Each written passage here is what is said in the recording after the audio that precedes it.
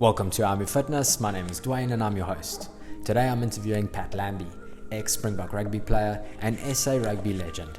We're going to be speaking about his time in Michael House, his time as a professional rugby player, why he had to end his career from concussions, and what he's up to nowadays, living in the north coast of Ballito, selling property. Sit back, relax, and enjoy.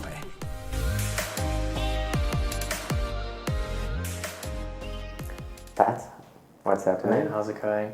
Nice to have you on the show. Thanks for coming. Yeah, thanks for having me. It's been a really special week for us, having two SA rugby legends in the house in IMF. It's been fantastic. You know, having Butch here just the other day, one of my childhood heroes, and then having you in here, also one of my childhood heroes. It's I wasn't actually so much a child, but I think you are 2 years younger than I am actually. Okay. And look at you now owning your own gyms and running your own businesses. Trying. Well done. Thank you. Yeah. So I was saying, I finished DHS 2006, and we were chatting about your amazing year at Michael House. Because even when we were going through, we heard about this dream year at Michael House. It was like a legend. I think your team did so well, even from an under 14 level. Because comparatively, we did pretty good against Michael House. Like Michael House wasn't that hard of a game. If we were going, it wasn't like we were stressing, like we were playing Maritzburg College or Glenwood or something like that. In those times. But your specific year was just, we couldn't beat you. I think we were lucky. It was one of those eras when we had a kind of a 2-year mix of players that were really strong and competitive. So that 2007 year, my standard 9 year, the matrix that year had a powerhouse rugby side, like you say, from under 14 right through, and punched way above their weight. And I was lucky to fall into that side in my standard 9 year, and we had one of my class's best years, I think. Stand to be corrected on that. Was your standard 9 year better than your matric year? We were the same. So standard 9, we lost one game to Maritzburg College. And in matric, we lost one game to Grey College. We didn't lose any games in 2008 domestically. We drew to Glenwood and we won all the rest, and we lost at a festival in PE to Grey PE. So 2007, we lost one domestic game to Maritzburg College. But like you say, I mean, my class traditionally go through a season over the course of 14 or 15 games, dropping 3 or 4 in a good year. So these 2 years, 2007, 2008, was a really fun era. The best thing was that we played attacking, running rugby. We hardly kicked the ball at all, so we were encouraged to score tries from underneath our own posts. So it was really, really fun to be in those teams. If you look back, like that team of you guys was one of the instrumental changes to how we actually playing rugby now, I think. If you look at even schoolboy rugby, like we always chose the biggest, fastest run, straight type of mentality, big defense. And I mean, just hearing what you're saying now, being encouraged to throw the ball around like, the Kiwis do, it must have been a good mentorship to have, coming in from such a young age. Yeah, it definitely is, in my opinion, the most enjoyable way to play the game. We certainly weren't the biggest or strongest group of players. In fact, go as far as saying is that most of the other first teams that we played against were bigger than us on average, but we let the ball do the work, and lots of passing and running and playing to space, and speed was a big thing, but it just helped everyone grow as players, catching and passing and offloading rather than just taking the most direct route and trying to outmuscle, which, as you mentioned, I think traditionally that's how South African rugby operates. It's physical, and the biggest, strongest players get selected to try and outmuscle the opposition. And I think we are slowly evolving in South African rugby, and you're seeing more players like a Cheslin Colby, who is certainly not the biggest player on the field. Amazing. But he's my favourite. Exactly. Great. He's like a hero to every small person. Exactly. So it's great that there are players like him who are now getting recognition in the Springbok jersey. I think in the past we were a bit single-minded and not so keen on selecting players who weren't big enough and strong enough. Did you ever have like any of those issues? No, I don't think... You had enough skill? No. I think pace was sometimes something that was mentioned. In fact, at the Sharks, it was one of the reasons why they switched me to fly half. Okay, there was a gap and there was a role that needed to be, or a position that needed to be filled at fly half, but I was playing fullback. And did you play fullback like your whole school yeah, career pretty much? Fullback end of my school career, and leaving school, that was the position that I thought I was going to be playing. And then second year out of school, in the Sharks senior side, there were some injuries, and I'd played a game at centre, a game at fullback, and then I was put at fly half, and the coach said to me at the time, he said, look, he thinks this could be a long-term position for me because I'm not as tall and as fast as a lot of other fullbacks going around, and the incumbent Springbok fullback at the time. Whereas as a fly half, you don't necessarily need to be extremely quick.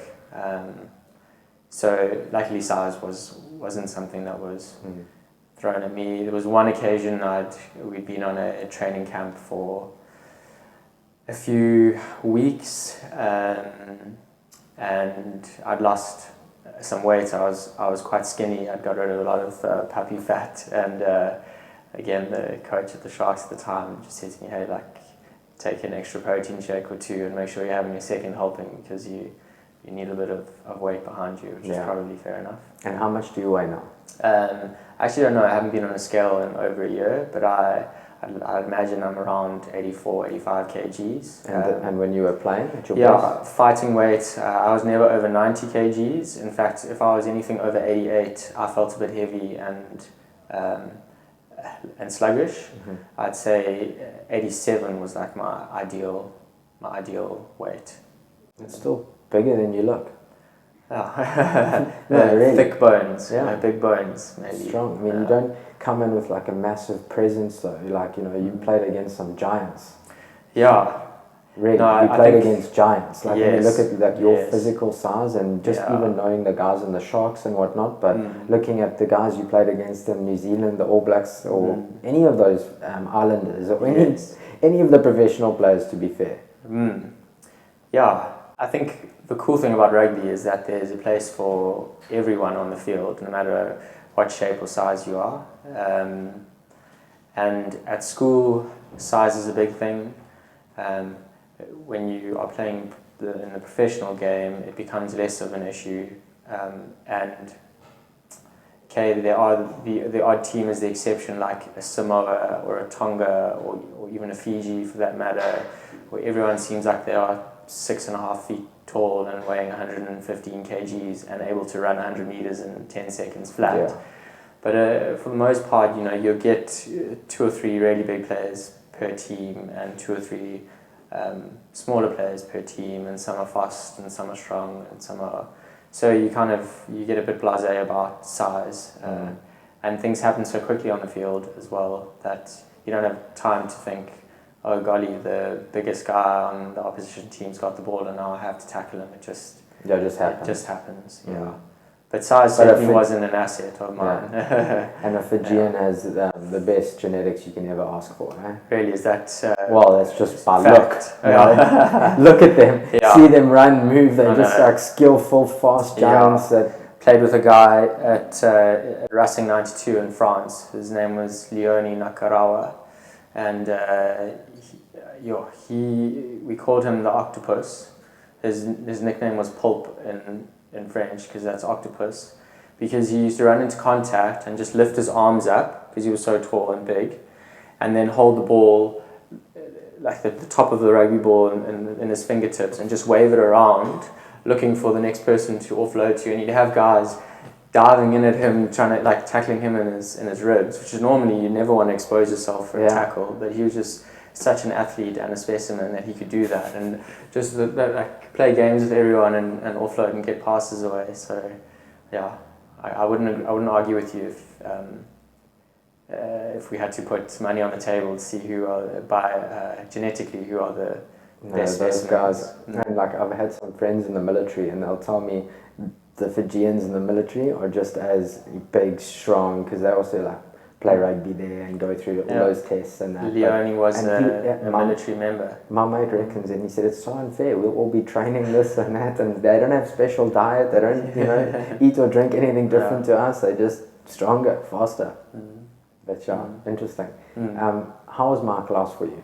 Growing up, coming through there, I mean, premier school, we're so privileged in this country really to have these quality schools and boarding schools specifically. Yeah. So, I mean, I was in boarding school and I rated so highly. Like, for all men, I think if there's something special, we don't get the army, or, it's not forced on us. So I think it's as close as you're going to get to being able to learn how to become independent, from your parents.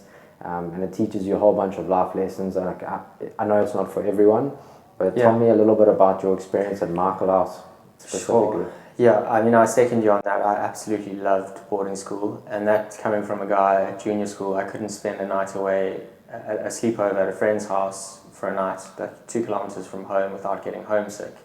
All my friends laughed when I said I was going to boarding school. They thought I was going to be home within a few weeks. But I can count on one hand the nights that I did feel homesick over a 5-year period. And I just loved it from start to finish. And you're right, we are so lucky in KZN in particular to have so many great schools to choose from. And I feel very fortunate to have gone to my class. Still my best friends are from my class, and some of my best sporting memories are still from my time at school. And what sold it for me were the just endless sports fields driving through the gates. So I was in 2 minds: either was staying as a day boy or going to boarding school, which was Michael House. And the minute I drove through the gates and saw all the cricket fields and rugby fields and tennis courts and whatnot, I thought, no, I'm coming here, and I'm so glad I did. The first time I drove in there, I didn't go in there to look before I went to come play. Like, I think it was either rugby or one of the sports. But I was just like, what? You're just looking, it's like, when does the school end? It's so big, and just like the grounds are unbelievable. I know, we're so privileged. Like, it looks like in a professional arena just designed for kids to grow up and have fun and have the best sporting opportunities you can ever ask for. It's an awesome school. Yeah, thank you. And then I want to know about this crazy year of yours. So when you left my class, it happened so fast. Like, when you started playing, it was a sort of era. I'm trying to think back now as well, because you've caught me out already on one mistake. But we had some young fly halves coming through, and it was sort of like, we didn't really, I think it was like Derek Hogarth was in for a while, and he came through young as well. I think he was 18 or 19, if I'm not mistaken, straight out of school. And then, I mean, when you played for the Springboks, you were also 19, right? 20. Yeah, I just turned 20, but young, super young. Yeah. And it came quick. Like, you had come from, I knew you because we were here, so we had heard about that legendary side, and then obviously following the Sharks and coming to the stadium. But really, from just a season, you went straight into the Springbok setup. Yeah, I mean, I was very, very fortunate. I left school, joined the Sharks Academy, was there for 6 months, and then was playing with the under-21 Sharks side in the Currie Cup, and got 1 game for the senior side, 20 minutes off the bench for the Griquas, but then was included in the pre-season Super Rugby team training squad. And then second year out of school was in the squad, and Sharks didn't do so well. First 5 games, 0 out of 5, and I think the coach thought, there's this youngster who's been carrying tackle bags for 5 weeks on tour, maybe I should give him a crack now, I've kind of got nothing to lose. And I think, again, timing was on my side, because it happened to be the game where things clicked for us and we ended up winning. And so I kept my position. Next thing you know, I played a majority of games fullback for the Sharks in Super Rugby, went straight into a World Cup with S under 20, straight back into Currie Cup with the Sharks, and great side, and ended up winning the Currie Cup in 2010, and then onto the end of year tour, and then my Springbok debut. It was like, got home in the December, and it was all just a little bit surreal. It was like, sure, but has everything just happened all in the space of 1 year? So it was, it was incredible. And again, I think I was very lucky with timing to be involved in the teams that I was, which certainly helped my cause for higher honours. And to being able to make my debut for the Springboks so early on in my career, it was just, it was insane. It was special watching, I must say. As a fan, it was incredible to see what you did and come through, and you helped the team. You know, it was great watching you. It really was. It was a special time for us. No, it was a cool era. I mean, at the Sharks, again, it was a really nice brand of rugby that we were playing. We were encouraged to attack the space and to have a go and express ourselves. And with the Springboks, it was also a very strong era. It was a lot of the players that had won the 2007 World Cup were still on the scene, going for a back-to-back World Cup in 2011. So the first 2 years of my Springbok experience were amongst, John Smith and Brian Manners and Jean de Villiers, exactly. I think Butch Victor James Matfield. and Victor Matfield and Bucky's Botha and Johan Smith and Frans Steyn. I mean, it was like they're all World Cup winners, and here I was, making my debut and going to a World Cup with them too. And I really think if we'd had if luck had been on our side in the quarterfinal in 2011, in the That World was, oh man, I think that was Australia. Yeah. Oh, I mean, we could have won that. Yeah. 2011. If we got through that game, I would have put my house on us going all the way. Agreed. Because New Zealand were, as hosts, there was so much pressure on them. I remember. And I think we were the one side that were going to put them in a semi or in a final. There was a ridiculous ref call on that Australia game. I can't remember. You've just reminded me, but I remember where I was the day. It's amazing with the World Cup. So, like, I remember with '95 one, the first one I watched, and I was still a latte because I was only born in '88. So that was really what woke me up to rugby. And then you remember the 2007 and that 2011 was ridiculous. I know that was such a strong. That was the best year, and that was my favorite team and era of rugby. I suppose just because I had the most opportunity to watch rugby then. When you're still like in school and going into studies, you watch every game. So you know so much about it and all the players. Which the more you know, the better it is. It's just how it is. So it was a brilliant era. And the 2015 one, I was telling Butch, I was actually in the stadium when we lost to Japan for the first time. I started that game. Did you start that game?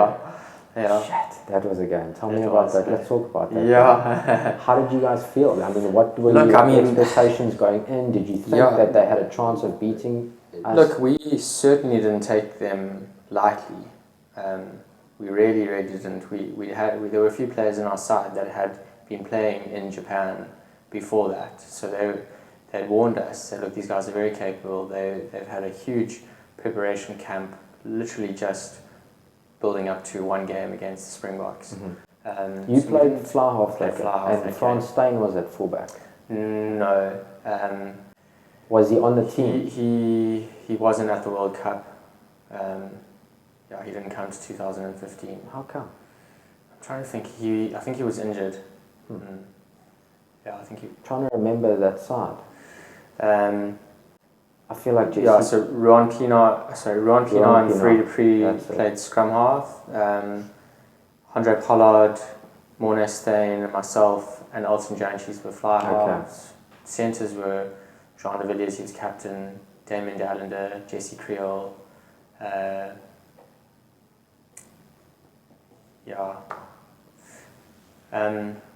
Anyway, so we knew that they were going to hold on, and then the damn wall would break in the last 20, even the last 10 minutes. And if you went and watched the tape again, it was certainly the impression they were hanging on by like the odd penalty kick. Yeah, we were a bit ill-disciplined, but we were in control, and I think there was a moment where there was a mass of changes that happened, and then they scored a try through a weak moment, and suddenly that damn wall just got a bit stronger and didn't look like breaking anymore, and the longer they held on, the more belief they had, and And that's amazing what confidence and belief can do. Exactly. And the crowd was, I mean, the atmosphere that day was electric. It was the best live game I've ever watched. Yeah, I mean, yeah, that stadium was so close and intimate, and it was beautiful weather, and even afterwards was fun. Yeah.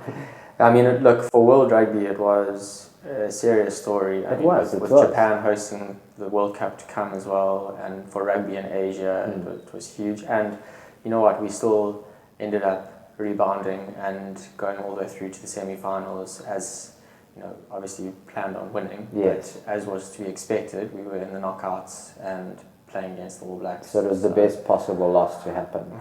I feel it was. Well, I mean, it still hurts, and but yeah, at least I was part of that history. It's a good history, don't worry. It was a special time, you know. Us sitting in the stadium, we felt like we couldn't lose the game. Right? Exactly like you said, you sort of sensed we're still in control. We're going to win the game, you know. And then it just, when it never happened, that was when the real shock set in.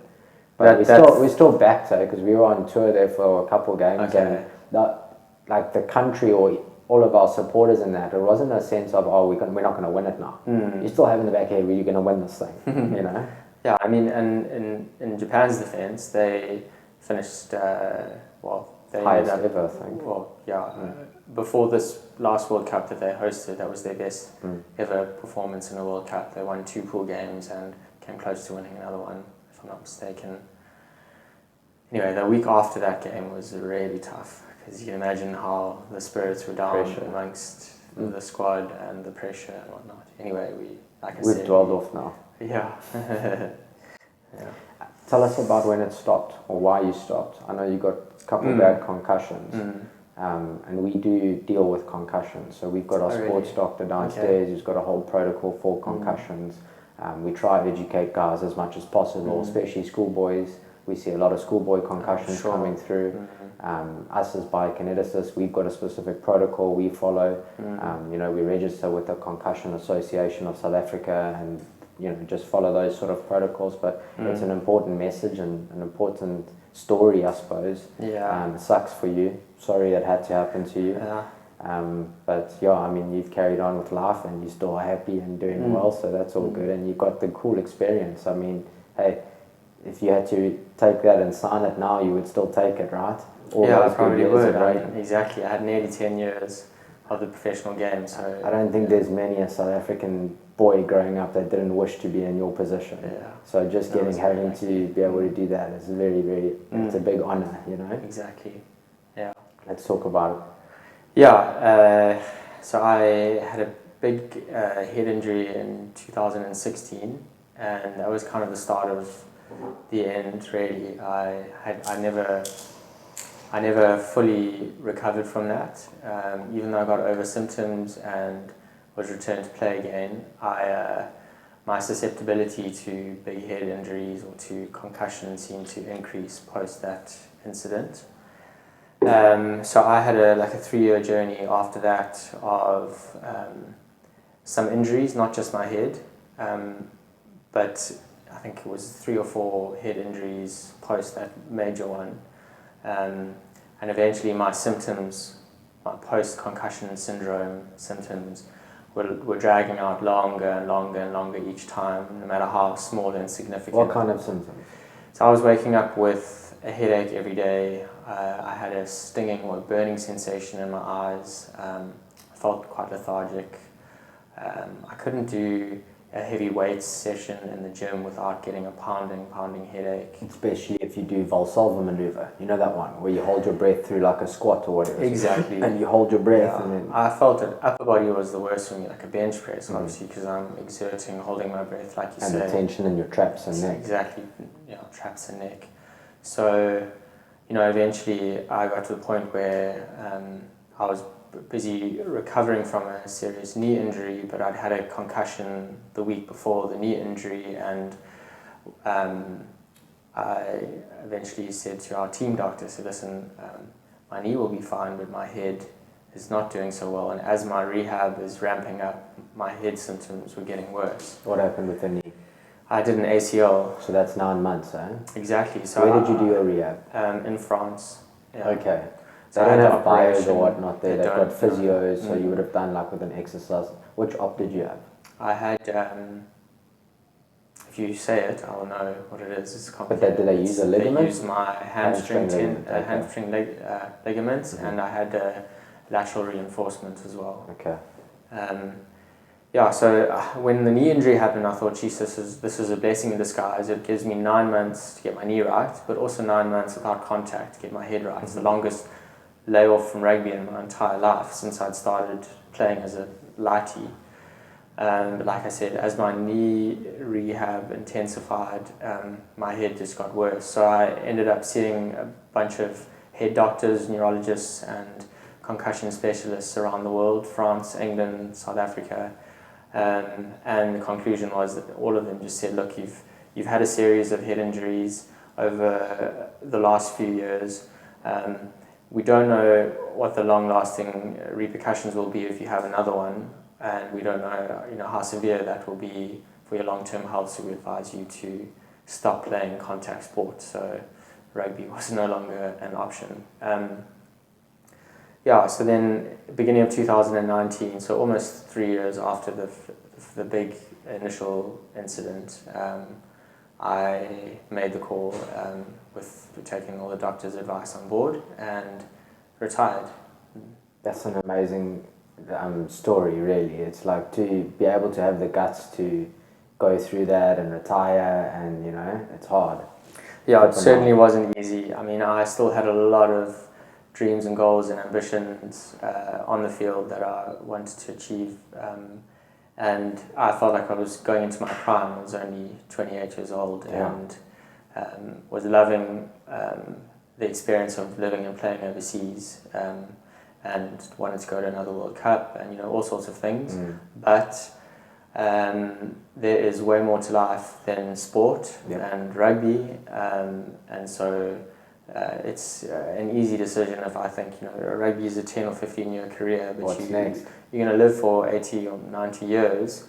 Do you want to sacrifice the balance of your life for a very short period of joy and success, I guess? So if you can see the big picture, the decision becomes easier. And not once have I thought I should still be playing. I wish I was still playing, but I certainly know that it was the right decision. I think your decision was on a macro level, put under a microscope, if you will, because the entire country is looking at you. And, we all were seeing how well you were doing and wanting you to continue in that. So it must have given you even more pressure. But like all of us go through similar things, most of us go through similar things where we have to make these really important decisions or even learn that there's more to life than a specific thing, And like you say, when that sort of bell ticks or you get that sort of idea now, hey, I've got to focus on my longevity. So it happened with me, for example, just in the way I train. I'm like, I've got to be thinking smart here.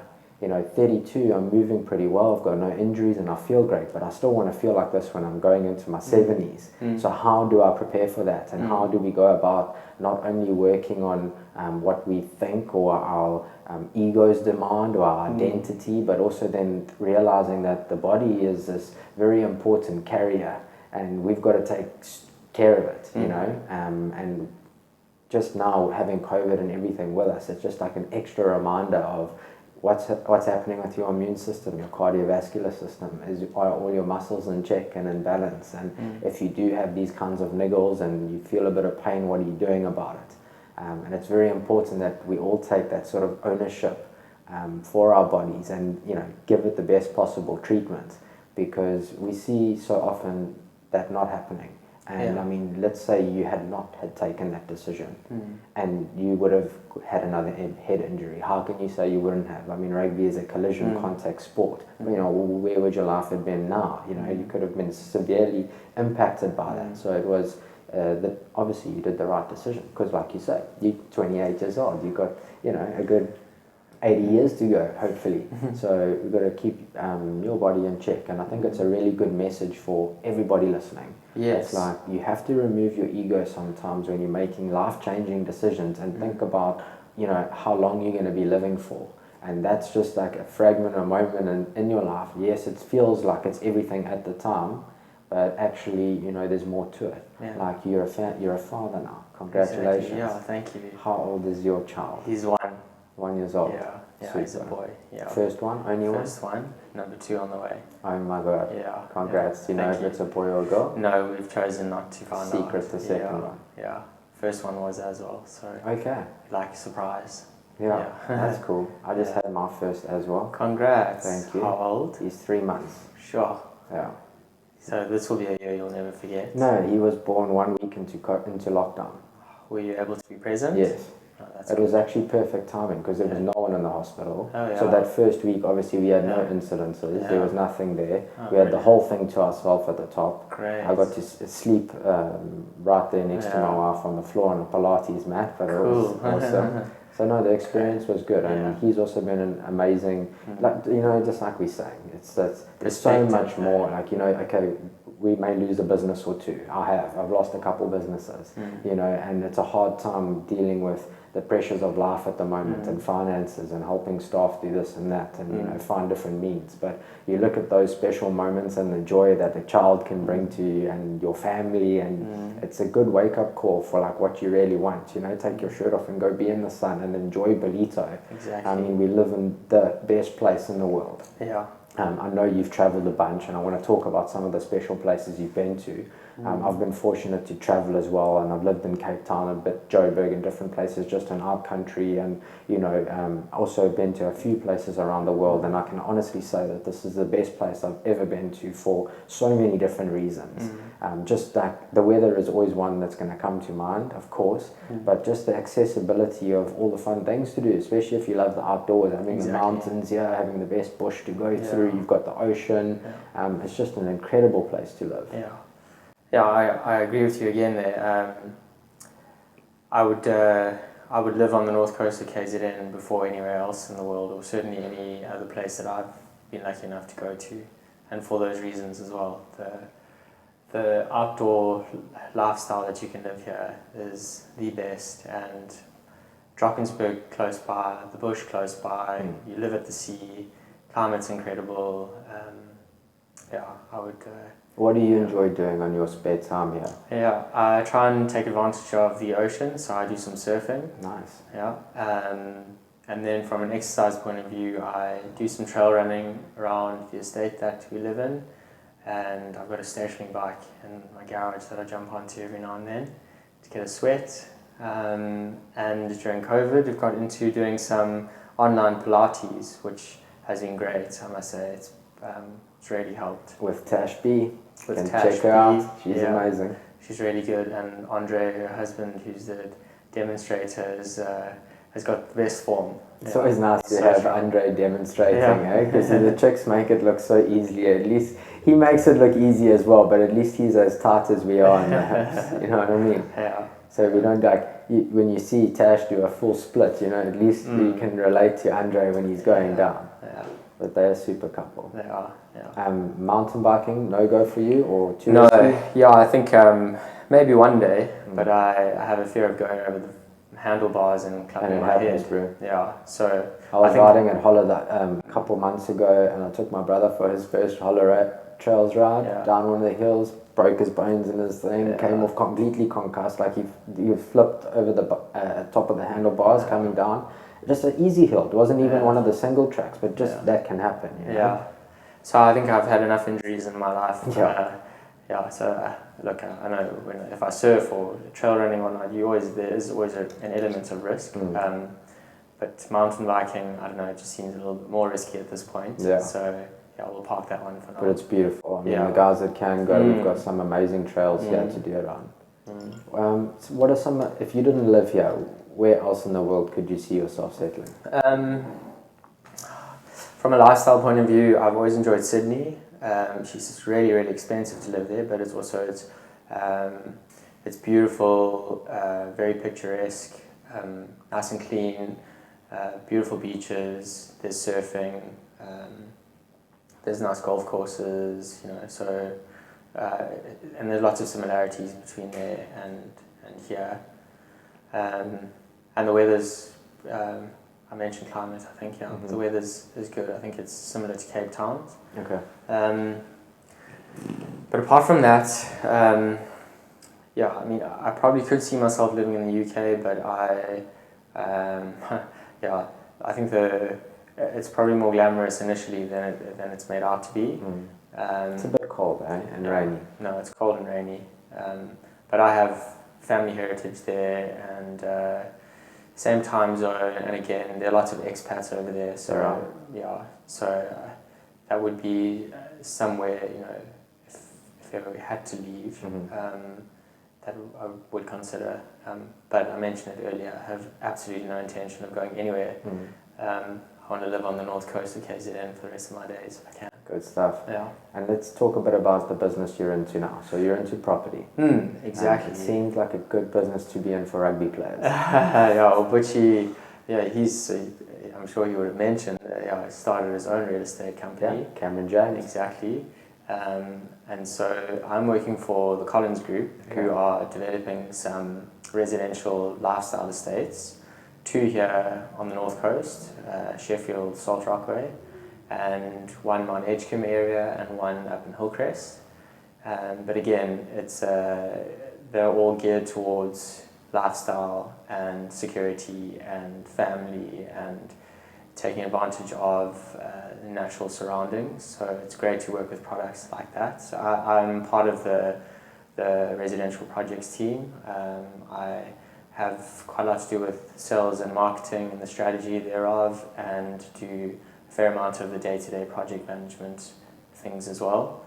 And it's a really cool team and a very dynamic company to be working for.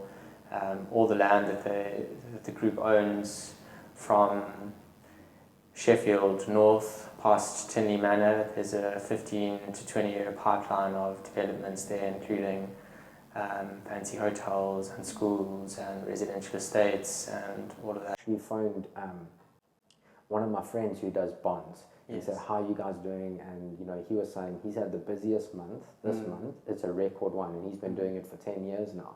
So there's movement, there's investment coming in, definitely, which is exciting. It's also like positive for us to hear that there's still people are looking at the opportunity now and going, well, interest rates are low, so let's try and get a bond and stay positive and not think all doom and gloom, sell everything up and live in a small container somewhere. There's still guys that are willing to risk it now, and I think those guys will be rewarded pretty handsomely after we climb out of this. Yeah, well, we've certainly felt that this whole COVID story has meant people they're actually making decisions where they may have been sitting on the fence with for the last few years. They're saying right now, okay, where do I want to live? What do I want my life to look like? What is my lifestyle going forward? Cool, that's it. I want to move to the north coast. I want to live in a secure state. I want to be able to mountain bike and run and walk and cycle and surf and walk on the beach and swim at the beach and fish and canoe and all of these things. And so I think, and like you said, with interest rates as low as they are and potential to pick up some property from people who may be under some pressure right now, I think it's like the perfect storm for the north coast to just keep booming. It's been a bubble of late for the last 4 or 5 years. It's been the best performing residential property market in the country, and as you've just reiterated, your friend in the game of loans is saying that he's the busiest he's ever been. So it's very encouraging and really exciting to see all the future plans and opportunity here on the north coast. If you had to sell me a place, okay, so I've got a place, but let's say you were selling anybody a place though. You're selling the lifestyle, you're selling just like you say, so you want to come through and live in a secure estate. Security is a big thing, especially if you've got a family. I know, it's on my head as well. I'm always like, maybe I should move into an estate. I love having a freestanding home, but to know that your wife and kids and everyone's going to be well looked after, an estate just makes sense for that. But at the same time, you don't want to live cheek by jowl. Exactly. That's what the beautiful thing of owning a freestanding home is like you got your own space. If you want to, do this or do that, it's your little space. So do you have any estates like this that fit in sort of with the lifestyle we've been speaking about, and can you talk a little bit about one of them? Yeah, we do. I mean, here on the north coast, we've got an estate called Zulami and another one called Seaton. Zulu Lami a little bit further on in its life stage. It was launched 3 years ago now, so all the roads are in, the services are in, the first homes are coming out of the ground, the vegetable, it was a sugarcane farm, it's all been revitalized. There's like over 4,000 new trees have been planted, and wetlands flourishing again, and you can, I hear what you're saying with regards to a freestanding home and having your own space, but I'm pretty sure you'd have a fence or a wall around you, so if you put that same home within an estate, you could drop your fences, you still have your freestanding home with your surrounding exclusive use garden areas, but then you also have access to all the greater open spaces and facilities that an estate has to offer. And Zulu Lami, for example, there's over 40 hectares of green spaces, so it's wetlands and it's parks and it's citrus gardens and it's, so you don't necessarily have to build a big home with a big garden. You can have a small home on a smaller stand piece of land, but you can feel like you are living with a huge amount of garden to use and facilities to use, and like you said, it's secure and great lifestyle, and kids can jump on bikes and ride, and you can forget about them for hours on end. And I mean, I think that's a big one.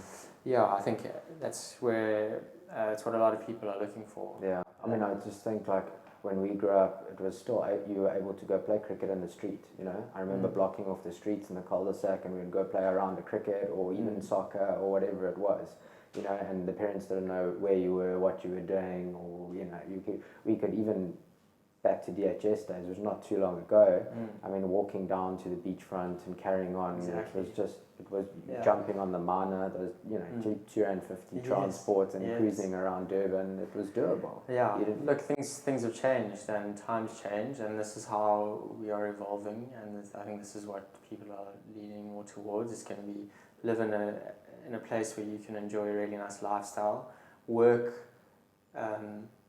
potentially closer to where you live, so not have to commute as much, maybe work from home 2 or 3 days a week as opposed to being in the office every day, look after your health and your well-being, and happiness and health, I think, is people have realised how important that is, so they're making decisions more in line with that as opposed to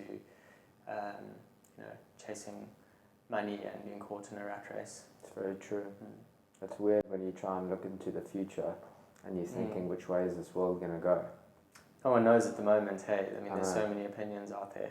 So you look at like tech stocks and stuff going through the roof, and it makes sense because you think of all the people working from home, like you say, they're like, hey, I actually don't need to be working for this company now. I can start my own business online and, go from there. And I would agree with you there. And then the flip side is that we are, as humans, we're not islands that can exist on our own.